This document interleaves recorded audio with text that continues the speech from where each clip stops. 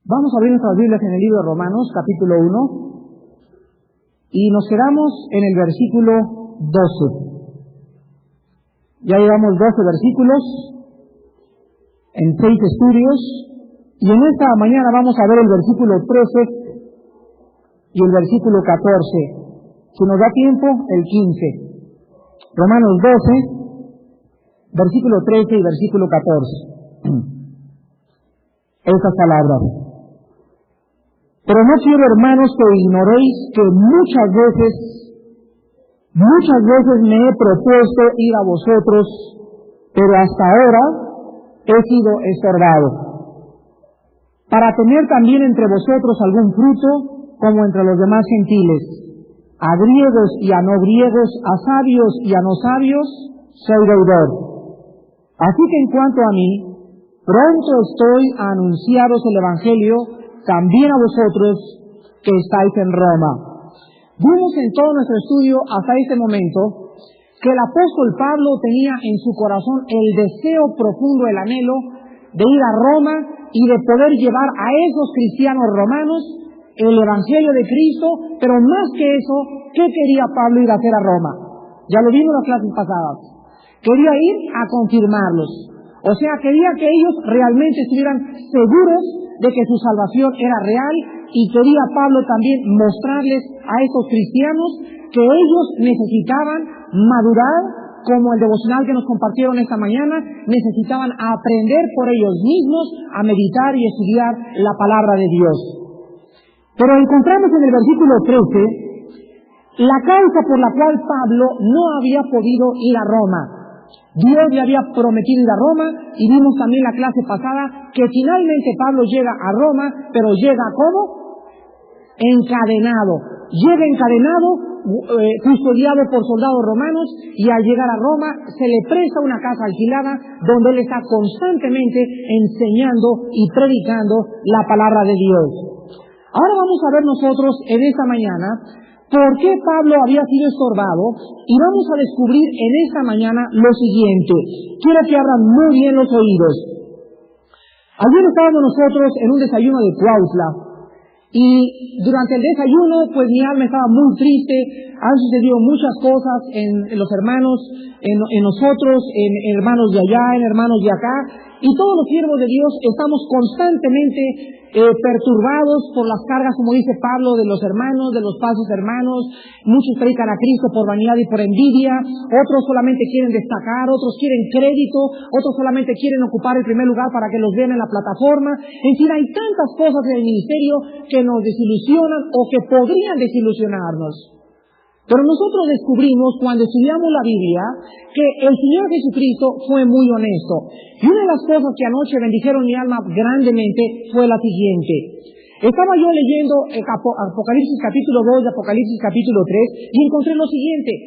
En el mensaje que Cristo les da a las 7 iglesias de Apocalipsis, recuerden que son 7 iglesias porque es el número perfecto. O sea, nos habla de la totalidad de las iglesias en todos los tiempos. En aquel tiempo eran 7 iglesias que estaban en Asia Menor. Pero el mensaje de Apocalipsis 2 y Apocalipsis 3 es a las iglesias de todos los tiempos.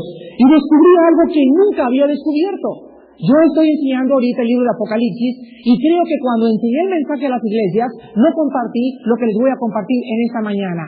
Descubrí que las 7 iglesias y los 7 mensajes a las 7 iglesias, en todos los mensajes a las iglesias había algo de maldad en cada iglesia. En las 7 iglesias había maldad. En las 7 iglesias había algo que Cristo tenía contra ellos, menos Filadelfia ni Sardis, porque una era la iglesia perseguida y mártir, y la otra era la iglesia que iba a ser librada de la tribulación. Pero en las 7 iglesias había algo de mal. O sea, que durante todo el tiempo de la iglesia aquí en esta tierra, siempre tendremos entre nosotros la cizaña. No habrá ninguna iglesia donde no haya cizaña. Quiero que me escuchen muy bien. No existirá ninguna iglesia que no tenga divisiones. No existirá ninguna iglesia que no tenga herejías. No existirá ninguna iglesia donde todo sea perfecto. Vean ustedes en el libro de Mateo, capítulo 13, versículos 24 al 30. Pablo había querido ir a Roma, pero alguien lo había estorbado. ¿Quién creen ustedes que lo estorbó? El enemigo de la iglesia, el enemigo de la predicación del evangelio, el enemigo de Dios, el enemigo de nuestras almas, Satanás. Y dice en Mateo 13, versículos 24 al 30, Cristo les refirió otra parábola diciendo: el reino de los cielos, ¿cuándo comenzó el reino de los cielos? Comenzó con la venida del Espíritu Santo. ¿Y cuándo acaba el reino de los cielos? Cuando Jesucristo venga. Entonces estamos en un lapso que se llama de la gracia, y este lapso se llama el reino de los cielos. Ahora muy bien, este tiempo que estamos nosotros viviendo, dice Cristo, es semejante a un hombre que sembró buena semilla en su campo. ¿Quién es la semilla? La palabra de Dios. ¿Y quién fue el primero que la sembró? Jesucristo, el Hijo de Dios. Y dice así: pero mientras dormían los hombres, vino su enemigo y sembró, ¿qué cosa? Cizaña entre el trigo y se fue. Y cuando salió la hierba y dio fruto, entonces apareció también la cizaña. Vinieron entonces los siervos del padre de familia y le dijeron: Señor, ¿no sembraste buena semilla en tu campo? ¿De dónde pues tiene cizaña? Él les dijo: un enemigo ha hecho esto. Y los siervos le dijeron: ¿quieres pues que vayamos y la arranquemos? Él les dijo: no sea que al arrancar la cizaña arranquéis también con ella el trigo. Dejad crecer juntamente lo uno y lo otro hasta la siega. Voy a repetir esto: dejad crecer juntamente lo uno y lo otro hasta la siega. Y al tiempo de la siega yo diré a los segadores: recoged primero la cizaña y atadla en manojos para quemarla, pero recoger el trigo en mi granero. Entonces vemos que en cualquier parte donde se predica la palabra de Dios, en cualquier lugar donde se siembra una iglesia, en cualquier lugar donde haya obra de Dios, ¿qué va a haber? Cizaña. Ahora, Dios nos manda a nosotros los líderes que tratemos de distinguir o de percibir la cizaña. Pero muchas veces nos podemos equivocar. Y muchas veces podemos encontrar, por ejemplo, a un hermano que está dando problemas en la iglesia, pero de repente ese hermano se arrepiente y tenemos el derecho de volverlo a restaurar a la comunión. Pero escuchen lo que les voy a decir. Una iglesia crece en proporción a su liderazgo. Una iglesia no es mayor que los líderes que tenga. Si los líderes han perdido su primer amor, la iglesia ha perdido su primer amor. Si los líderes son ambiciosos por el dinero, la iglesia se va a convertir en una iglesia idólatra. Si los líderes hay pecado, escúchenme esto: si en los líderes hay pecado, en la iglesia habrá pecado, porque una iglesia no es mayor que aquella vida que sus líderes estén viviendo. Cuando ustedes vean el mensaje a las iglesias en Apocalipsis, van a descubrir que le dice el Espíritu Santo: escribe, dice, ¿quién recuerda? ¿A quién escribe? A el ángel. Y no significa a un ángel, porque la palabra angelos significa en la Biblia también enviado. El mensaje es al líder de la iglesia. Dile al líder de la iglesia que está en Éfeso: has perdido tu primer amor. No dice han perdido, dice has perdido.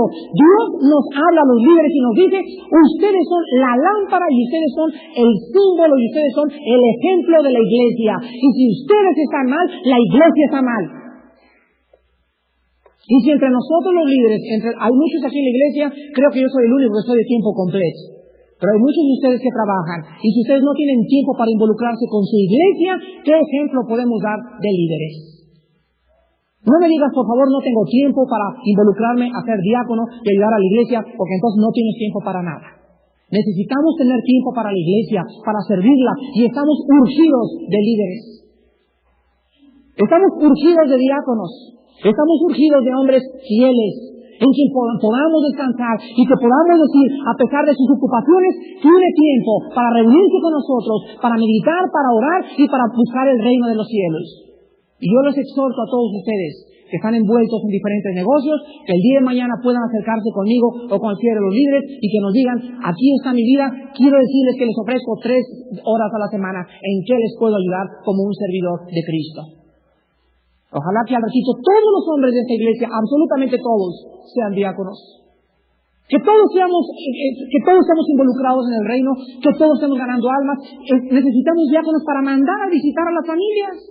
Decía José Luis, hemos crecido de una forma tan tremenda que si no me concentro yo en los líderes y los líderes en ustedes, vamos a crecer como un monstruo. Altos, pero flacos y raquíticos espiritualmente. Necesitamos entonces tener líderes para poder alimentar al rebaño. ¿Y quiénes alimentan al rebaño? Los diáconos. ¿Y quién alimenta al rebaño? El líder espiritual.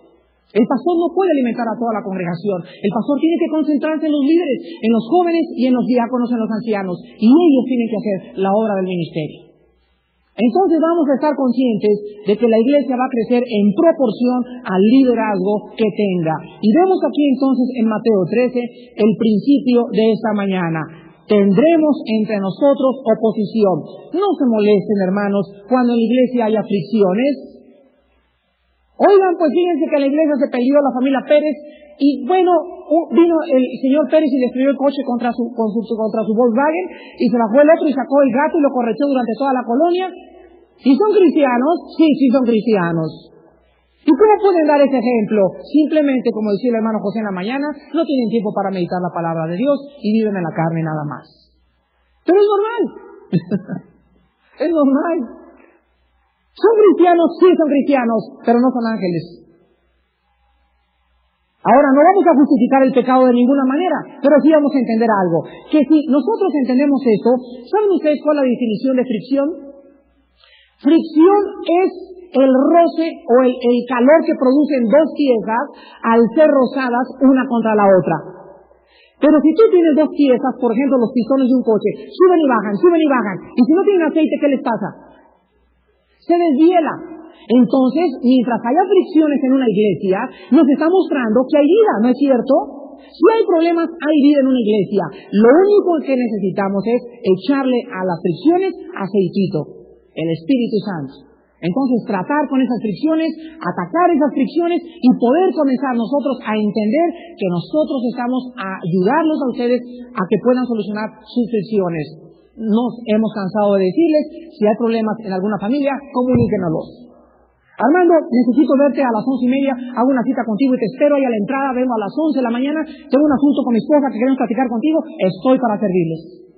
Si no vengo a predicar, hagan la cita con un diácono. Y el diácono les puede decir quién es la persona más espiritual que las puede ayudar aquí en esta iglesia. Pero no se queden con sus problemas en su casa. Si escuchan, por ejemplo, que una familia por allá dijo, no que esto y no aquello, y ustedes no nos ayudan a comunicar eso, vamos a estorbar nuestro crecimiento. El próximo domingo es el compañerismo entre todos. Que nos conozcamos, que podamos saludarnos. Ay, tú eres Juan. Yo me he encontrado personas de la iglesia en la calle que me dicen, me da pena en Sears. ¿Cómo está, hermano pastor? ¿Y tú quién eres? Pues tengo a tu iglesia yendo 3 meses. Imagínense nada más. Tienen 3 meses, pero no los puedo ver ni los puedo conocer. Pues si no tenemos día de campo y comenzamos juntos a ver, y más vale que todos me inviten una torta el domingo, o echar un taco con cada uno de ustedes, no vamos a poder conocernos. Entonces tenemos que estrecharnos, tenemos que darnos cuenta que no estoy tan lejos, quiero acercarme con ustedes, quiero que ustedes se acerquen conmigo, que me hagan conocer sus problemas, porque para eso somos servidores de ustedes. No les estamos haciendo el favor, ni piensen que les estamos haciendo el favor porque somos deudores. Lo vamos a ver más adelante en Romanos. Vamos ahora a 1 de Tesalonicenses capítulo 2 y vamos a encontrar cómo el mismo principio encontrado en Mateo 13 se encuentra aquí también. 1 de Tesalonicenses capítulo 2, versículos del 14 al 18. Y dice Pablo, porque vosotros, hermanos, vinisteis a ser imitadores de las iglesias de Dios en Cristo Jesús, que están en Judea. Pues habéis padecido de vuestra propia nación las mismas cosas que ellos padecieron de los judíos, los cuales mataron al Señor Jesús y a sus propios profetas, y a nosotros nos expulsaron, y no agradan a Dios, y se oponen a todos los hombres, impidiéndonos hablar a los gentiles para que éstos se salven. Así colman ellos siempre la medida de sus pecados, pues vino la ira de ellos hasta el extremo. Pero vosotros, hermanos, separados de vosotros por un poco de tiempo, de vista pero no de corazón, tanto más procuramos con mucho deseo ver vuestro rostro, por lo cual quisimos ir a vosotros, yo Pablo ciertamente, una y otra vez, pero ¿quién nos estorbó? Vemos que el mismo mensaje se los da a los tesalonicenses. Hermanos, dice el versículo 15, los judíos mataron a Jesús, mataron a los profetas, a nosotros nos expulsaron y se oponen a todos los hombres. Versículo 16, impidiéndonos hablar a los gentiles. Una de las cosas que vamos a descubrir en la vida cristiana es la siguiente. Nuestros principales enemigos estarán entre nosotros. ¿Escucharon? Nuestros principales enemigos en la iglesia no van a ser nunca los comunistas, ni los católicos, ni los mormones, ni los testigos de Jehová. Los principales enemigos de nosotros se encontrarán entre nosotros. Las peores cosas, espératelas de aquellos que se dicen cristianos. Eso es triste, ¿no es cierto?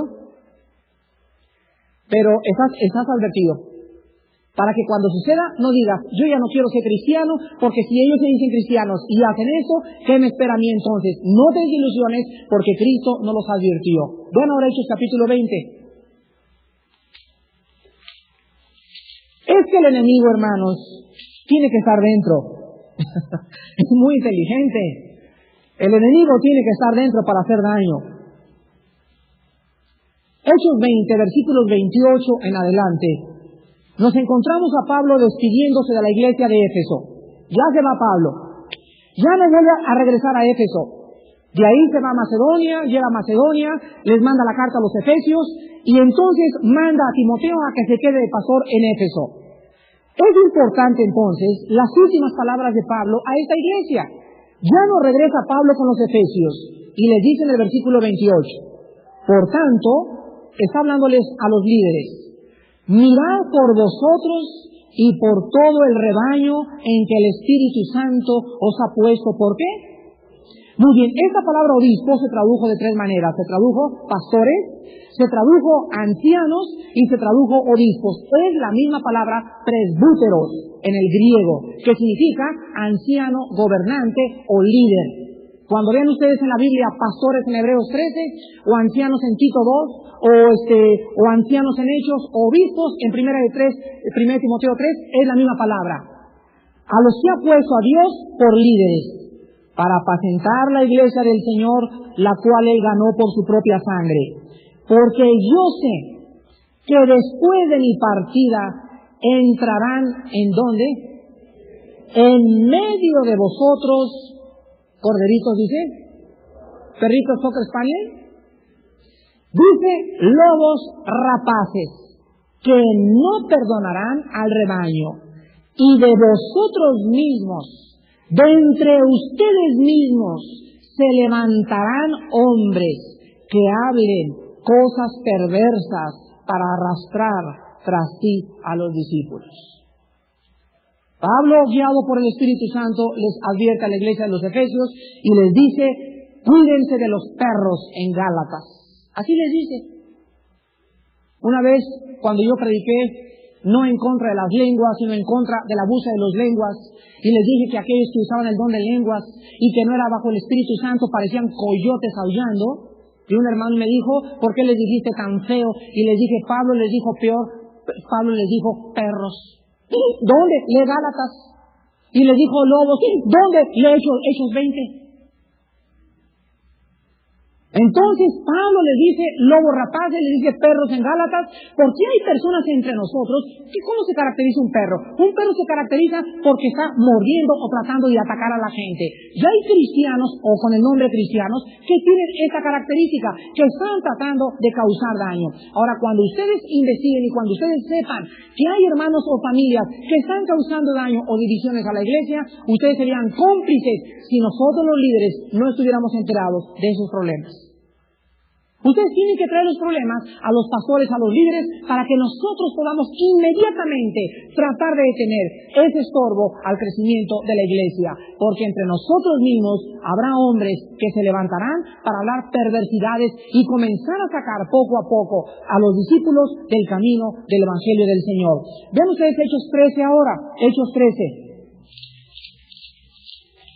Y vamos a ver otro ejemplo de cómo Satanás estorba, no solamente para que nosotros prediquemos y crezcamos, sino vean ustedes cómo Satanás usa también los poderes del mal, o sea, sus secuaces los demonios, para atacar al Evangelio. Hechos 13, del 6 al 12. Habiendo atravesado toda la isla hasta Pafos, hallaron a cierto mago, falso profeta judío, llamado Bar Jesús, que estaba con el procónsul Sergio Paulo, varón prudente.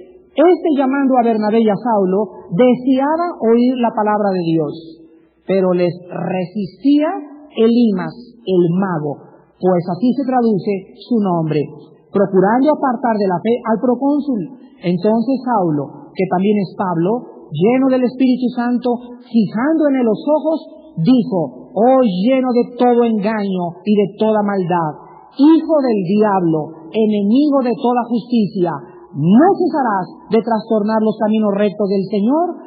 Ahora pues he aquí la mano del Señor está contra ti, y serás ciego, y no verás el sol por algún tiempo. E inmediatamente cayeron sobre él oscuridad y tinieblas, y andando alrededor, buscaba que le condujese de la mano. Entonces el procónsul, viendo lo que había sucedido, creyó maravillado de la doctrina del Señor. Vean ustedes en el versículo 5, que llegaron Pablo y Bernabé a Salamina, y dice la Biblia, anunciaban la palabra de Dios en las sinagogas, y tenían a Juan de ayudante. Y entonces ustedes ven un mapa de la Palestina, ven que es una isla grandísima, y atraviesan y llegan hasta Pafos, dice la Biblia en el versículo 6. Y al llegar a Pafos, hallan ahí a un mago. Esta palabra en el original griego significa la persona que hace conjuros para sacar demonios. O sea, era un exorcista, y la gente creía que era un hombre de Dios. Y este mago, que le decían Bar Jesús, era un falso profeta y era judío. Por eso la gente iba todos detrás de él por los milagros que él estaba haciendo. Dice el versículo 7, que ahí estaba entonces el procónsul Sergio Paulo. La palabra procónsul en el griego significa embajador o representante. Ustedes saben que México tiene cónsules en Texas, en Austin, en San Antonio, y representan al gobierno mexicano. Pues ahí estaba en esa isla un representante del gobierno romano, y él quería convertirse. ¿Por qué creen ustedes que Satanás no quería que este procónsul se convirtiera? ¿Saben ustedes que cuando se trata de alguna autoridad, jefe de la policía, gobernador, presidente de la república, jefe de bomberos, mayor de la ciudad, cualquier persona que trate de evangelizar a cualquier persona en autoridad encontrará 10 veces más oposición que evangelizar a una persona que no tenga un cargo público? ¿Sabían ustedes eso? ¿Y ustedes saben por qué es más difícil evangelizar a los jefes de la policía, al presidente, al gobernador y a los que están en autoridad? ¿Por qué es más difícil evangelizarlos? Porque detrás de ellos está un mundo de espíritus que están tratando de usar su liderazgo para arrastrar a las personas a su inmoralidad. Cuando tú llegas a predicarle a un presidente de la República, atravesaste 500 puertas para llegar a él. Y las 500 puertas tuvieron que ser abiertas por el Espíritu Santo. Y cuando tú llegaste al presidente de la República, tuviste que haber pasado y haber llorado y haber sudado sangre, sudor y lágrimas. Porque hay un mundo espiritual que está tratando que el Evangelio no llegue a las personas que están en autoridad. Junto al procónsul, así de secretario, tenía ni más ni menos que Niño de Atoche ni que María Sabina. Tenía a un mago que era experto en hacer milagros, junto de secretario y de compadre. Y en cuanto Pablo llega, ¿qué hace el mago? ¿Qué hace inmediatamente ese hombre? Dice el versículo 8, les resistía, procurando apartar de la fe al procónsul. O sea que cuando sembramos la palabra de Dios, viene la cizaña, e inmediatamente Satanás trata ¿de qué cosa? De arrancar la semilla del corazón. ¿No les ha pasado a ustedes? Nos acaba de pasar a mí y a mi esposa en Cuernavaca. Acabamos de llegar a una pareja en Cuernavaca que son dueños de una mueblería y se convirtieron hace como un mes. Y llegó la semana pasada este hermano, me reservo su nombre, y me dice: Armando, desde que me convertí, en la noche me robaron el negocio. Al otro día le chocaron a mi hijo el coche. Me peleé con mi esposa a los 3 días y al 4º día le dije: yo no quiero saber nada. Desde que estoy leyendo la Biblia me está pasando todo esto, y la aventé. Entonces su esposa nos habló por teléfono y nos dijo: si no hablas tú con esta persona, me dijo su esposa, mi esposo va a apostatar. Y fueron a la casa y yo no podía aguantar, yo no podía dejar de reírme. No podía dejar de tener una sonrisa. Y le dije: quiero que me disculpes, nos llevamos muy bien, tengo mucha confianza, no soy un cínico, ni me estoy riendo que te robaron, pero mira, solamente veo que la Biblia escrita hace 2000 años se cumple al pie de la letra. Dice: ¿qué quiere decir? Y digo que inmediatamente después de que yo puse la semilla en tu corazón, tenía que haber algún intento, si es que tu conversión fue verdadera, de que alguien tratara de quitártela, y tus robos y tus pleitos y las cosas que nunca lo habían robado. Jamás le había pasado algo en su negocio. Y la noche que recibió a Cristo, se metieron y le robaron como $500,000 en aparatos estereofónicos.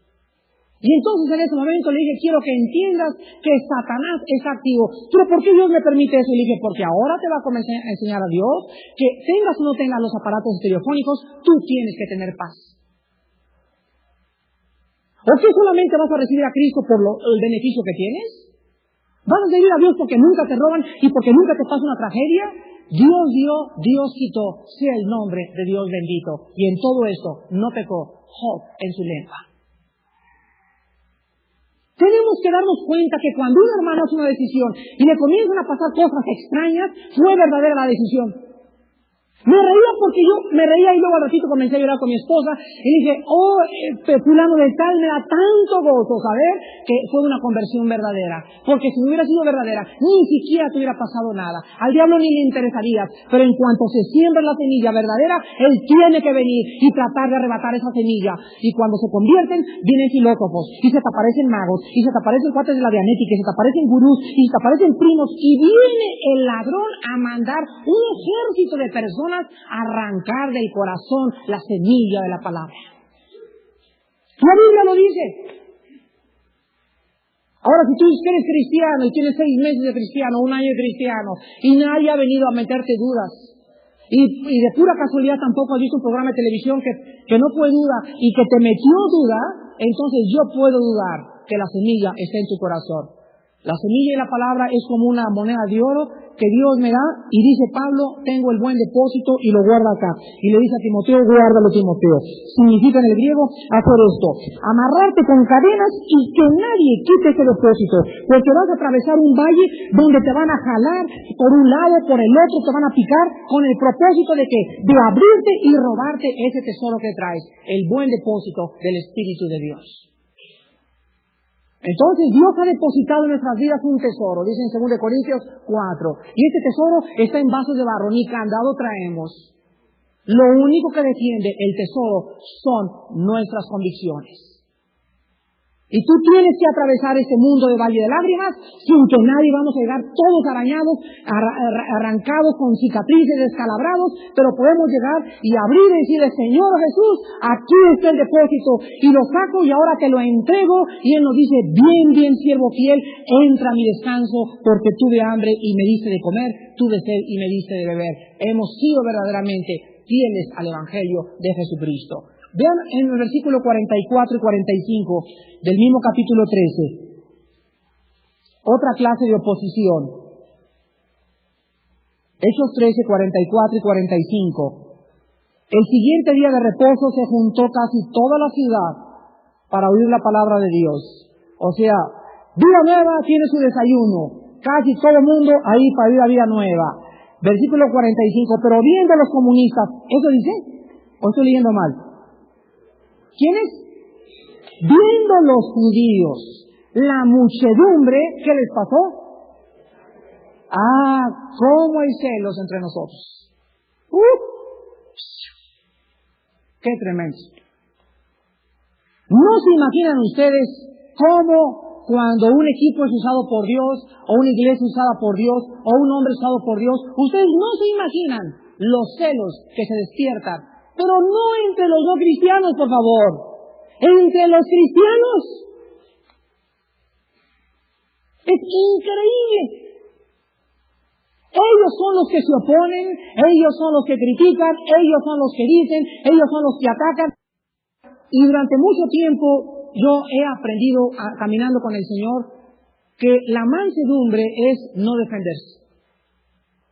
La mansedumbre es verdaderamente reconocer que Dios es soberano y que nosotros debemos de saber que si es de Dios, Él estará con nosotros. Si no es de Dios, Él no estará con nosotros. Mientras Dios tenga una vida limpia y santa delante de sus ojos, nada ni nadie me podrá tocar y lo que me pase será para mi propio beneficio. Muy bien, cuando nosotros fundamos esta iglesia, no esta, sino otra por allá en provincia, se han fundado muchos por Vida Nueva, llegó un grupo, ¿verdad?, y se quiso apoderar de la iglesia. En ese momento yo me hice a un lado y dije, Señor, en tus manos están, las ovejas estaban confirmadas, ellos van a decidir qué cosa es lo que va a suceder. Cuando pasó el tiempo, descubrimos nosotros que esas personas querían enseñorearse de esas ovejas. Y en ese momento nosotros no hicimos nada y dejamos que todo este grupo siguiera enseñoreándose de este grupo. A través de la oración, Dios contestó la oración y nos mostró a través del tiempo de que nosotros habíamos procedido sin querer absolutamente ningún crédito. ¿Cómo es posible que haya personas que quieran fundar iglesias por tener el crédito a su propia denominación? ¿Ustedes lo pueden comprender? Pelearse por ver qué título va a llevar esa iglesia, si se va bautista o presbiteriano o metodista, y que el motivo por el cual esa iglesia lleve ese título sea para que lo digan la denominación, es nuestra iglesia, es otra iglesia que nosotros hemos levantado. Cuando hay eso, entonces el Espíritu Santo se contrista y entonces la bendición se limita y se estorba el crecimiento de los discípulos. Si Jehová no edificare, Salmo 127, en vano trabajan los que construyen. Vean ustedes ahora Hechos 16, del 16 al 18. Mucha resistencia y vamos a ser estorbados muchas veces por Satanás. Hechos 16, del 16 al 18. Aconteció que mientras íbamos a la oración, nos salió al encuentro una muchacha que tenía espíritu de adivinación, la cual daba gran ganancia a sus amos adivinando. Esta, viendo a Pablo y a nosotros, daba voces diciendo, estos hombres son siervos del Dios Altísimo, que nos anuncian el camino de salvación. Esto lo hacía por muchos días, mas desagradando a Pablo, este se volvió y dijo al espíritu, te mando en el nombre de Jesucristo, que salgas de ella, y salió en aquella misma hora. Pero viendo sus amos que había salido la esperanza de su ganancia, prendieron a Pablo y a Silas y los trajeron al foro ante las autoridades. Y presentándolos a los magistrados, dijeron, estos hombres, siendo judíos, alborotan nuestra ciudad y enseñan costumbres que no nos es lícito recibir ni hacer, pues somos romanos. Y se agolpó el pueblo contra ellos, y los magistrados, rasgándole las ropas, ordenaron azotarles con varas. Después de haberles azotado mucho, los echaron en la cárcel, mandando al carcelero que los guardara con seguridad. ¿Alguno de nosotros nos ha pasado semejante experiencia? Yo me acuerdo del primer mensaje que prediqué en un pueblito allá por Guerrero, cerca de Ometepec. Llegué con 2 misioneros en una camioneta con películas y nos paramos en medio de la plaza. Cuando comencé a predicar, todos los misioneros se fueron a esconder. Se metieron debajo de la camioneta y se metieron debajo de las tiendas y dijeron, Armando, no queremos estar aquí contigo mientras estás predicando. Y todo el pueblo, así vean ustedes cómo estaban las casas cerradas y se abrían las ventanitas y se oía las personas cuando sacaban la cara por la ventanita y comenzaban las personas a prestar oído al evangelio, pero tenían miedo porque era el pueblo más conocido, me acuerdo que se llamaba el pueblo El Ciruelo, está ahí cerca de Coajimalpa, cerca de Guerrero, y ese pueblo era el más conocido por los borrachos y las prostitutas. Y yo prediqué en contra de la borrachera y en contra de la prostitución. Y a todos los mandé al infierno en esa mañana, me acuerdo. Y les dije, los borrachos que quieran realmente cambiar su vida, abran la ventana y tengan el valor civil de pedir a pasar a Cristo. Y todas las casas estaban cerradas. O sea, estaba predicando yo con las personas, pero dentro de las casas. No querían salir la gente afuera. Y por eso se escondieron los misioneros. Y estaban seguros que nos iban a dar un balazo o que me iban a matar a mí. De veras, yo salí por una obra de gracia de Dios, vivo de aquel pueblo. Pasaron como 7 hombres, salieron de sus casas, se hincaron ahí en medio del zócalo, nos tomaron fotos, hasta tengo la película de esa tarde, era algo precioso. Salieron de las casas, se hincaron y recibieron a Cristo. Pero quiero que ustedes entiendan lo siguiente. Aquí Cristo nos muestra en el libro de los Hechos que Pablo llega a un pueblo y antes de entrar al pueblo pasa una muchacha gritándoles y diciéndoles al pueblo: esos hombres, esos que van ahí, son siervos de Dios. Oigan, ¿qué hay de malo en eso? ¿Qué hay de malo en eso? Esto se llama campaña de publicidad gratuita. ¿No es verdad? Oye, Pablo, ¿por qué te enojas? Pues si te están anunciando, hombre. ¿Por qué te enojas? La Biblia nos revela que había un espíritu de adivinación. Ella por los espíritus adivinó. Los demonios le dijeron: comienza a decir esto. Pero fíjense ustedes esto. Escuchen esto. Como ellos realmente eran sí ciertos siervos de Dios, si Pablo hubiera dicho: sí es cierto, esta muchacha es una profeta, en cuanto ellos se fueran del pueblo, esa muchacha, podría cambiarles el mensaje y robarles la semilla a los que se habían convertido. ¿Se fijan qué inteligente es el diablo? Lo vuelvo a repetir. ¿Qué había de malo que se anunciara? No había nada de malo. Pero si el pueblo sabía que realmente esa muchacha tenía un espíritu de profetisa, en cuanto se fueran ellos, ella podría aprovecharse. Y es lo que el diablo quería, y robarse el fruto. Entonces Pablo la desenmascara enfrente de todos. Y se voltea y le dice: en el nombre de Cristo te ordeno que te salgas. Yo no sé si se acuerdan ustedes que les conté, tenía yo una campaña en una iglesia aquí en México, en la iglesia San Pablo, y a la hora que yo hice el llamamiento en esa campaña, se levantó una señora a cantar himnos cristianos. Gloria, gloria, aleluya. En el momento del llamamiento. Y toda la gente: qué bonito font. Precioso font. Creo que esa señora está de acuerdo con Armando para que cuando haga el llamamiento, entre a cantar. Y los que quieren decir a Cristo, y ella: gloria, gloria, aleluya. Y yo: Señor, y gracias por tu sangre. Y ella: gloria, gloria, aleluya. Y en eso que acabo de orar, me levanté y le dije: en el nombre del Señor Jesucristo y por su sangre, le ordeno que se calle la boca y que se siente.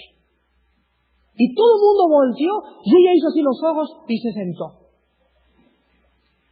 Acabó el servicio, había varios hombres de Dios ahí conmigo, varios pastores.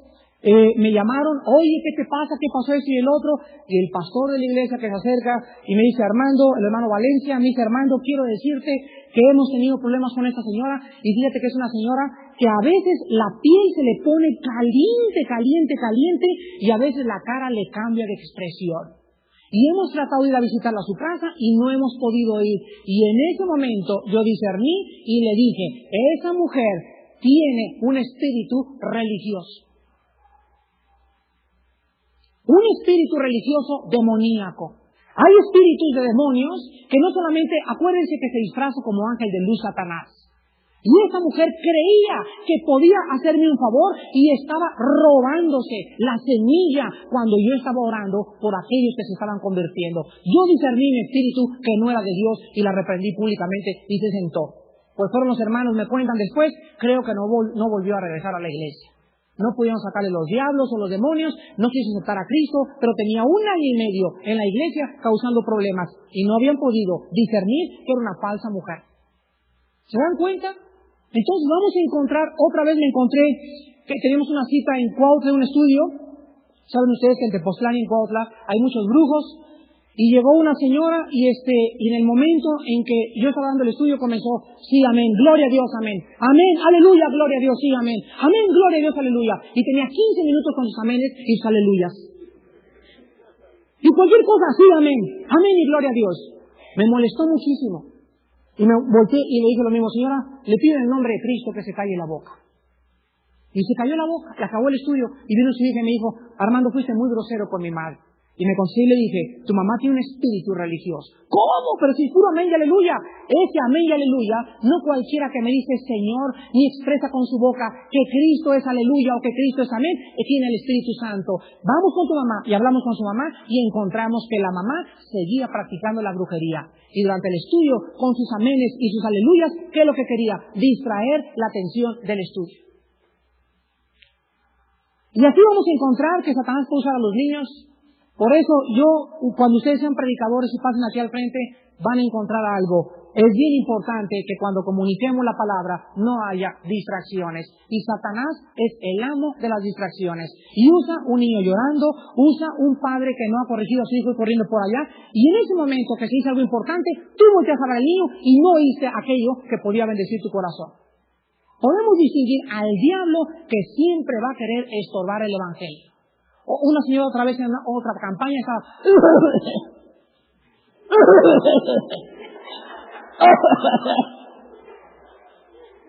y se acerca una hermana y me vieron que me puse bien nervioso y se acerca la hermana, mamá, ten paciencia que tiene tos. Y dije, sáquenla.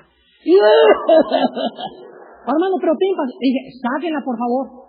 Pero así en privado, hasta que un hermano que tenía espiritualidad vino y me dijo, ahorita vamos por ella, y fueron con ella entre dos hermanos y la sacaron. Cuando la sacamos, hablamos con ella, jamás en su vida le había dado un ataque de tos.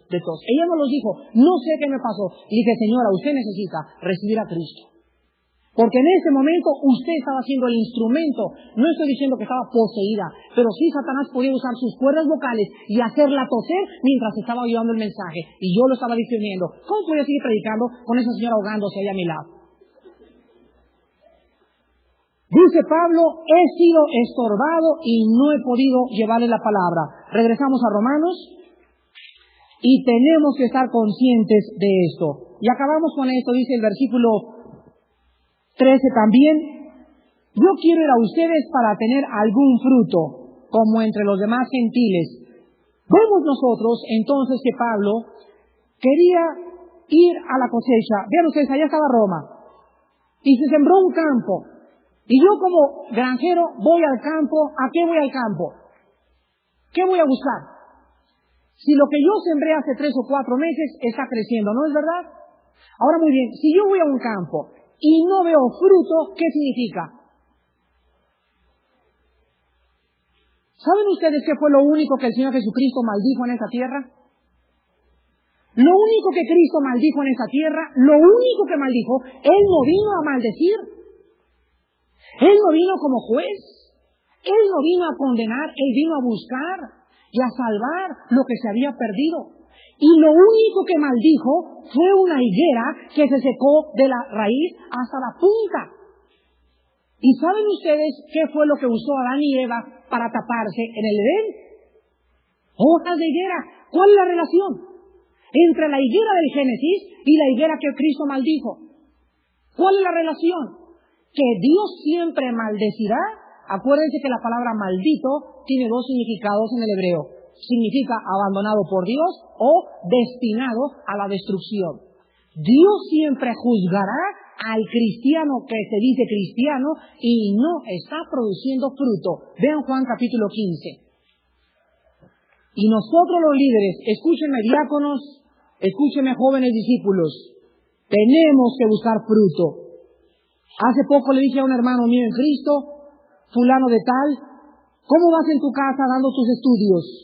Me dijo, Armando, tengo 6 meses dando estudios a esta familia. ¿Hay fruto? Y me dijo, no. Y le contesté, no siembres entre espinos. Salte de esa casa y busca otra familia que produzca al 100 por 1. No perdamos nuestra vida, no perdamos nuestras potencialidades y concentrémonos en aquellos que están dando fruto. Pablo dice, quiero ir a ustedes porque quiero encontrar algún fruto en sus vidas. Dice en Juan capítulo 15, versículos del 1 al 2. Para comenzar, el Señor Jesucristo, yo soy la vid verdadera, mi Padre es el labrador. Todo pámpano que en mí no lleva fruto, la palabra pámpano es rama. Toda rama que en mí no lleva fruto, ¿qué cosa? Quiero que recuerden esto, lo quitará. Lo quitará. Y todo aquel que lleva fruto, en el griego dice, lo podará. ¿Alguien sabe aquí de jardinería? Los que sepan de jardinería, ¿por qué se podan las plantas? Para que den más fruto. ¿Qué significa podarse?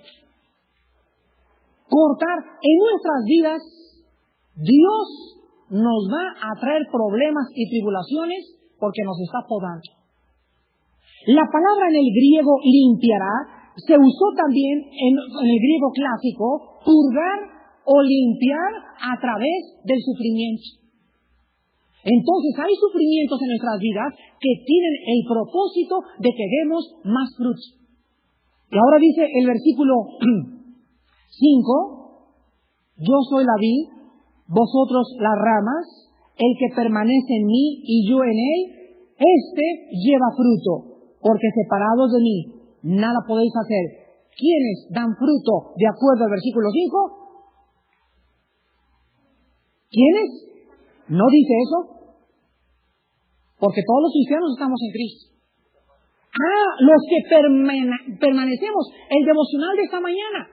¿Y cómo puedo permanecer? Él es el tronco, yo soy la rama. Permanecer significa esto: agarrado y estar chupando del tronco. El tronco a través de las raíces absorbe todo el agua y el agua se convierte en savia y la savia entra por las ramas y se alimenta las ramas y las ramas producen fruto. Para poder yo producir fruto necesito estar, ¿qué cosa? Agarrado a Jesucristo, porque separado de Él no puedo dar fruto. Mi fruto lo produce Él. Yo en Él, Él en mí produce el fruto. Ahora, ¿de qué fruto está hablando? Vean Romanos 6:22. ¿De qué fruto está hablando el Señor Jesucristo? ¿Qué fruto debo buscar en mis discípulos? ¿Qué fruto debo buscar en ustedes como en iglesia? ¿Qué fruto debe de ser? Romanos 6:22. Mas ahora que habéis sido libertados del pecado y hechos siervos de Dios, tenéis por vuestro fruto la santificación y como fin la vida eterna. ¿Qué significa entonces que debemos de llevar fruto? ¿Qué es lo que Pablo iba a ir a ver a Roma? Quería ver qué tan alejados estaban del pecado. La santificación es lo siguiente. Decíamos en Señor y Mujeres, este es el mundo. Y el mundo es un magneto, es un imán, el mundo. Ejerce un poder de atracción sobre los humanos. Me atrae la carne, me atrae el vino, me atraen las mujeres, me atrae la popularidad, la fama. Es un magneto, muy bien. Mientras más me alejo yo del mundo, del poder de atracción del mundo, menos fuerza tiene el mundo hacia mí. ¿No es verdad? Mientras más lejos estás del mundo, menos ejerce el mundo atracción sobre ti.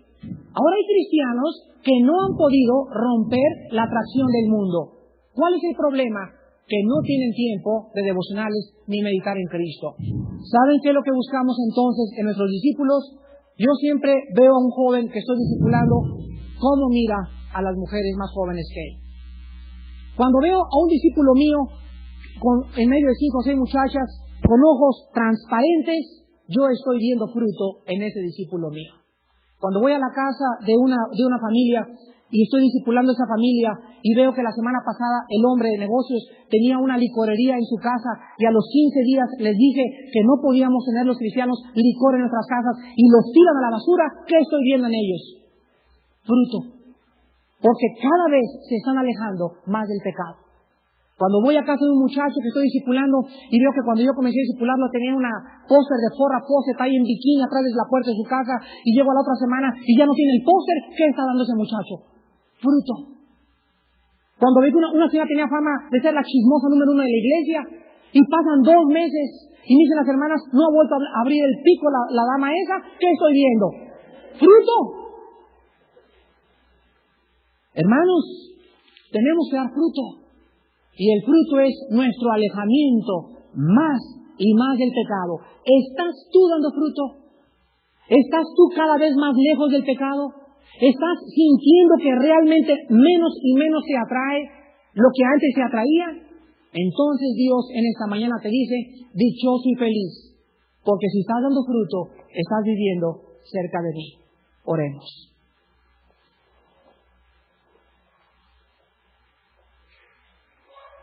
Señor, danos a todos nosotros en esta mañana el deseo de ser activos en tu obra. No hay obreros, la mies es mucha, los obreros son pocos. Tú necesitas gente, Señor, con un corazón de siervo, que puedan vivir también para poder guiar a otras personas, alimentar a otras personas en la vida cristiana. Tú nos has dado muchos dones a muchos de nosotros y los estamos desperdiciando. Enséñanos que nuestro principal ministerio es nuestra esposa y nuestros hijos. Como hombres nos debemos a nuestra familia y en segundo lugar a nuestra iglesia. Que podamos ser fieles a nuestra familia y fieles a nuestra iglesia, porque es a ti a quien servimos. Danos el discernimiento de poder tratar de buscar fruto, porque no podemos perder ya el tiempo. Debemos exigirles a nuestros discípulos cargar una cruz, para no sembrar entre espinos y perder el tiempo con personas que no están reproduciéndose. Debemos exigirles a nuestros discípulos que lo que nosotros les enseñamos, se los enseñamos para que ellos se los enseñen a otros. Y si pasa el tiempo y nuestros discípulos no están comunicando ni enseñando, ni abriendo estudios en otros lados, no están dando fruto. Gracias, Padre, porque nos has llamado a dar fruto, pero a que nuestro fruto permanezca.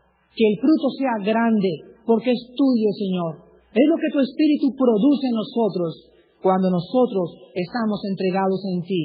Y debemos preguntarnos también en esta mañana, ¿cuál es nuestro fruto hasta este momento? ¿Hay en mí un amor cada vez más grande hacia ti, Señor? ¿Tengo en mi corazón el deseo de pasar más tiempo contigo en oración? ¿Cada vez tengo menos y menos ganas de ir a fiestas? ¿Cada vez tengo ganas o menos ganas de ir a discotecas? ¿Existe en mi corazón el deseo de ya estar cada vez más lejos y más lejos de las personas mundanas?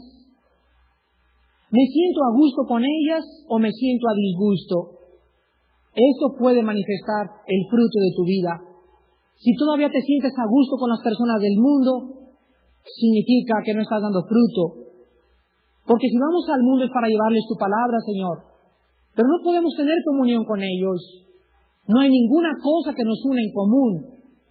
Tenemos que sentirnos mal y es una buena señal, porque implica que somos tus hijos y que ya no nos sentimos en nuestro medio, en nuestro ambiente. Ahora solamente contigo, en tu presencia, en tu templo, tenemos gozo santo. Padre, gracias en esta mañana por tu palabra y por las bendiciones que tu palabra trae a cada corazón. Y en ese espíritu hay personas en esta mañana que no te conocen. Hay personas que nos visitan o que posiblemente jamás hayan comprendido qué es la vida cristiana. Te pedimos, Señor, en este momento que tú toques sus corazones. Tu Espíritu Santo que les conoce, les ha convencido de pecado y les ha mostrado que necesitan un Salvador. No importa qué religión pertenezcas, tú necesitas esta mañana a Jesucristo. Los que quieran en esta mañana entregarle sus vidas a Jesucristo por primera vez, no importando qué religión tengas, si seas católico, protestante o evangélico, hazlo esta mañana. Arrepíntete de tus pecados.